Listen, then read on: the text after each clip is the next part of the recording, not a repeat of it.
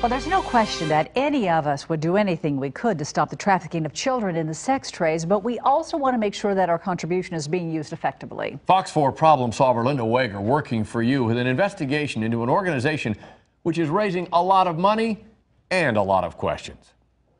Make no mistake, even one instance of a child being forced into the sex trade is one too many. But the question is whether a group fighting child sex trafficking is vastly overstating the problem and then devising a solution that raises more eyebrows than results.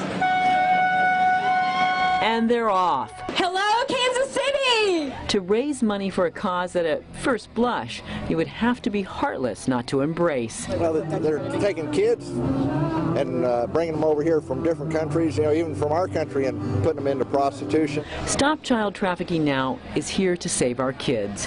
Together, we can make the largest impact to end this crime. Last year, IRS documents showed this New York-based charity raised more than $800,000. It's on track to raise even more this year. Money from fundraisers like this one are supposed to stay in the cities where they are held to help local police catch child sex traffickers. But Kansas City police have declined to join ranks with Stop Child Trafficking Now, so has the FBI and the U.S. Attorney's Office. It's not the cause that has law enforcement concerned, but the method. The same tactics we use to go after terrorists throughout the world today, we're going after pedophiles the same way. Stop Child Trafficking Now wants to send retired Navy SEALs into various cities across the United States to collect information on places and people that might use children for sex, like, say, strip clubs, adult bookstores, and massage parlors. They also scour internet sex sites. What do they do with that information? Put it into a database so secret they wouldn't show it to us. Clark Stewart is part of Stop Child Trafficking Now and is the man in charge of this clandestine operation and a retired Navy SEAL himself. What we're doing is we're filling a niche. It's an informational niche of what's happening on the ground from an information or an intelligence standpoint so that law enforcement can take that information and focus resources on catching the bad guys. But Kansas City police say they don't partner with private groups to fight crime. They play by different rules than what we would play by, and when you try to go prosecute a case, you got to make sure that you do it from start to finish by the book. Otherwise, you have one loophole in it and you've lost the entire case, and you don't obviously want that. Plus, many police question Stop Child Trafficking Now's claims regarding the size of the child sex trafficking problem in the metro. According to one spokeswoman for Stop Child Trafficking Now, supposedly more than 4,000 Missouri children are victimized by the sex trade every year. That number doesn't jive with anything Kansas City has seen. We may see 3 or 4 a year.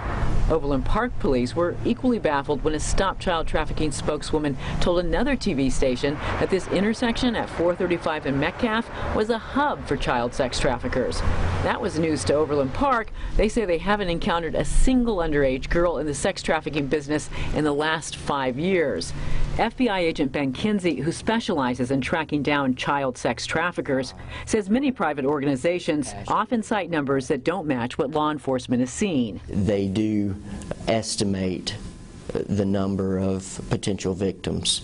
I'm not exactly sure how they estimate that. However, he acknowledges that determining the exact number of victims is tricky since many child prostitutes lie about their age. Plus, remember that top secret database that Stop Child Trafficking Now is compiling to help police?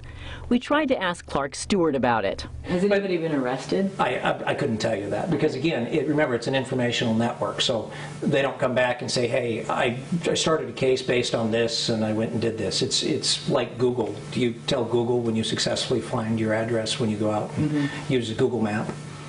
You don't. I just thought you might track it, though, for your own purposes for fundraising. It's one of those things, they generally will tell us, hey, we pulled something, we pulled a piece of information off, we're initiating an investigation, and then that's pretty much where it stops. They can't really share with us anything beyond that.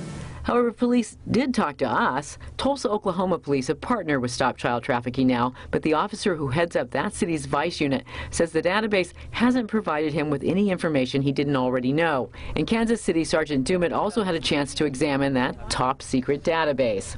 What was in that database? Was there anything useful in Kansas City? Not not really anything that we wouldn't have already had information on.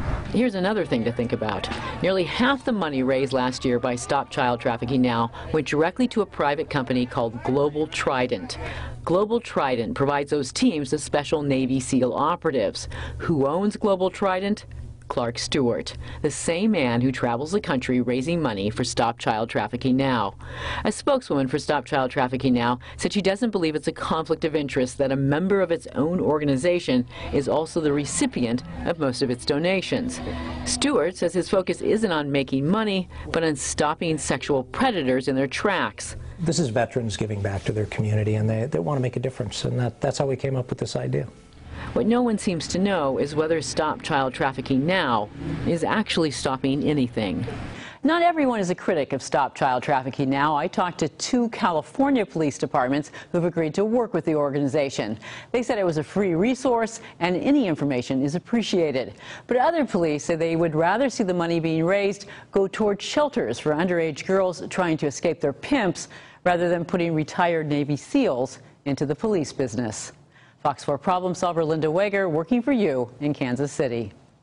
Today, we heard from the executive director of Stop Child Trafficking Now, who insists Clark Stewart is not a member of Stop Child Trafficking Now and is simply a private contractor it gives money to. However, Stop Child Trafficking Now's own website lists Stewart as a staff member, and he travels the country speaking on the charity's behalf. The executive director said that the charity plans to change its website to make Stewart's role more clear.